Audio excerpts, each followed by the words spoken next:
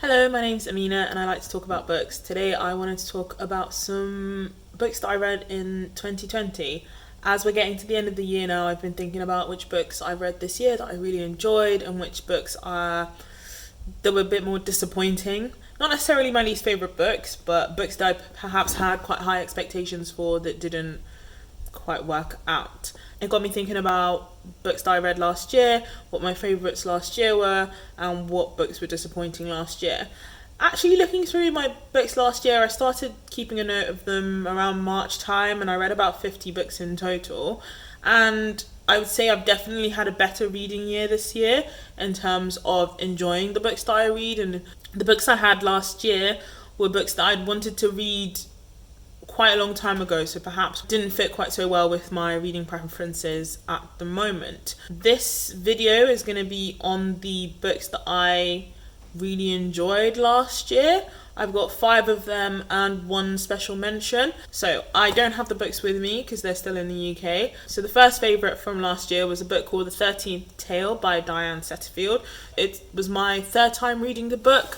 I first read this book when I was 16, and I'd say it's one of those books that really defined the kind of books I like to read. It follows a host of different characters, but initially we start off with one main character who's invited to write the autobiography for a really famous writer. We then follow this famous writer's family history, essentially, from how, her grandparents to her parents down to her.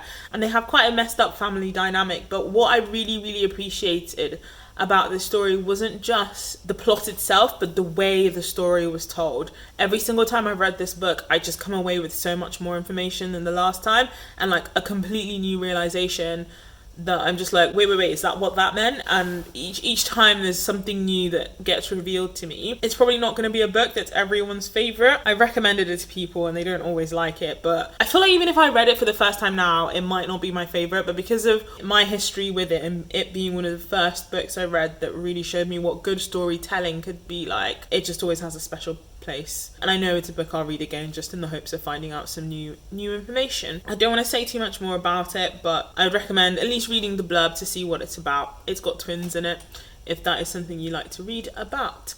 And the way that feeds into the whole narrative is really, really, really cool. The second book of mine that was a favourite from last year is A Man Called Ove by Friedrich Bachmann. So this book was a gift from one of my really good friends, and it's just such a lovely, heartwarming book. We follow a man called Ove, who, I can't remember what book it's set in now, but one of the Nordic countries, and we follow his life stories as well as following him in the present day. He's quite a grumpy old man. He comes across as a grumpy old man. He's that neighbour who's constantly telling you that you've parked your car in the wrong place and you're not really following the community guidelines with the way you've done your garden, and that kind of person that most people don't always necessarily like. There's a family that move in next door who I believe are Iranian, and it's basically his interaction with that family and the impact they have on his life as well as the impact that he has on theirs. We also find out about his own personal history, including he's had quite some really, really sad moments in his life. But I'd say it's a really, really heartwarming, really lovely book. The third book was Trevor Noah's Born a Crime. So this is Trevor Noah's autobiography. I actually listened to this as an audiobook, which I will highly, highly recommend. I'm sure it'd be fantastic reading it as well, but it's narrated by Trevor Noah himself, and I think that just adds so much more to that audiobook.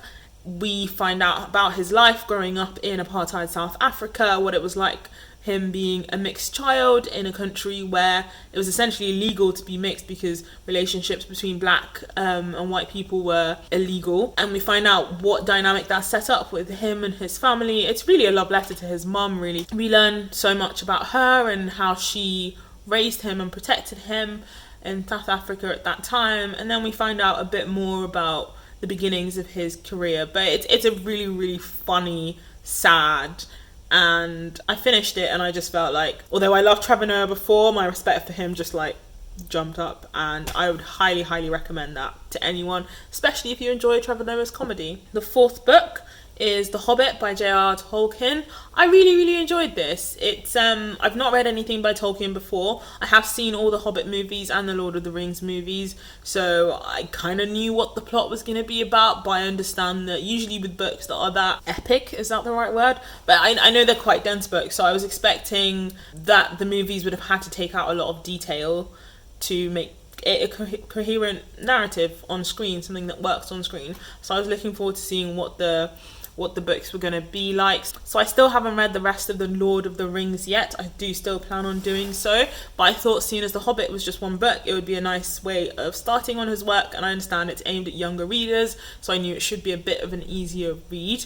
I really enjoyed it. It's just such a amazing world. Like, it's so expansive, there's so much that you learn about what this world is like, and there's so much world building and all the different characters in terms of, you know, the dwarves and the orcs and the hobbits and Gandalf, and it's just a time, and I enjoyed every minute I spent reading that book, so I would recommend it. I do plan on reading it again. I think when I'm closer to reading the rest of the Lord of the Ring books, I'll probably come back and read it again. My final favourite book of 2020 was Cersei by Madeline Miller. This was a massive surprise to me. I don't think I'd even heard of her at all. I'd been seeing, I don't know when it came out, but I didn't really know much about that. Now I know that the Song of Achilles was released before, but I hadn't even heard about the Song of Achilles, and I've not read that yet, but I've heard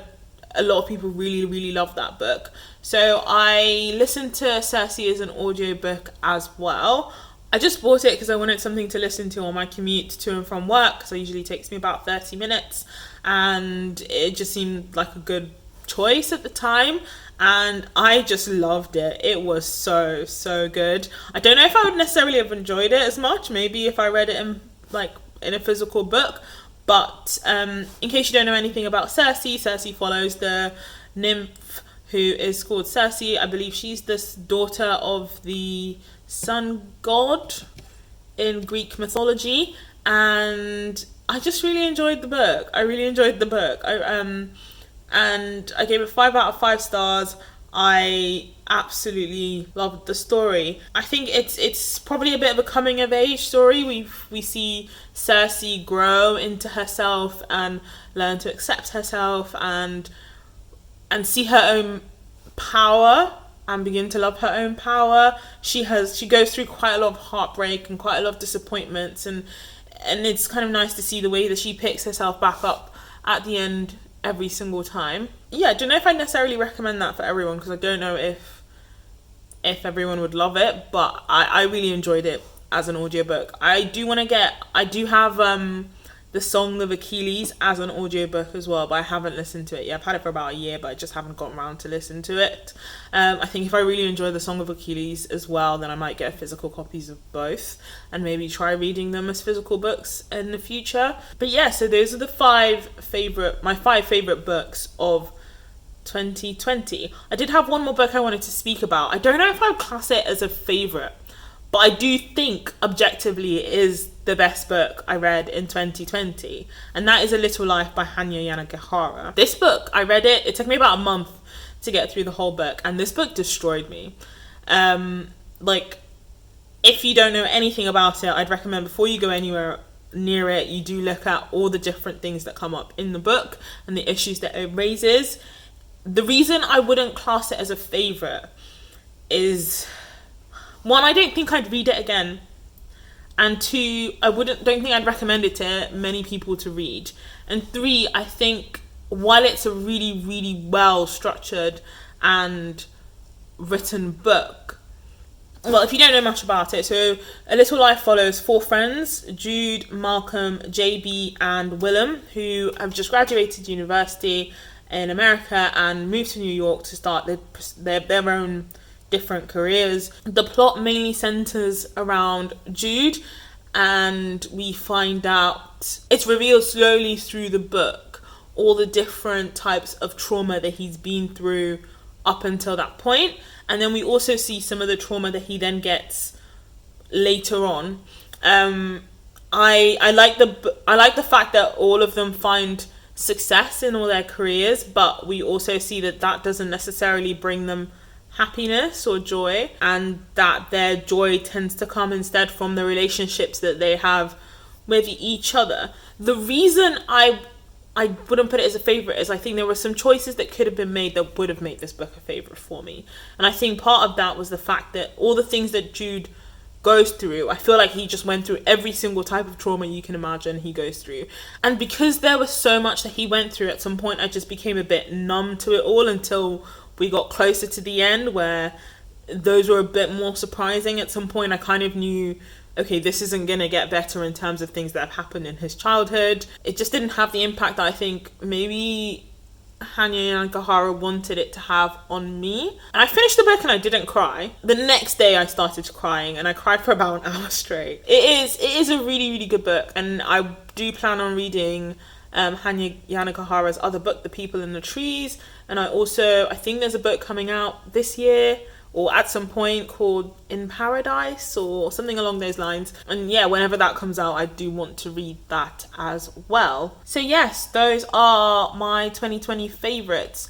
I think, like I said, 2021, I think I've enjoyed the books I've read a lot more, and I'm a lot more excited about them, as well as the books that I've got on my shelf to read next year. I'm so excited about them because they are more up to my current reading taste. I'm no longer reading books that I just had lying around for some time. I'm thinking of doing a mid-month wrap-up just because I have read quite a lot of books already, and I think if I try to keep it till right at the end of November, it's going to end up being a really, really long video. So I might do that next week, and then the week after I'll talk about my 2020 disappointing books. So thank you very much for watching if you've come this far. Wait, is that what that meant?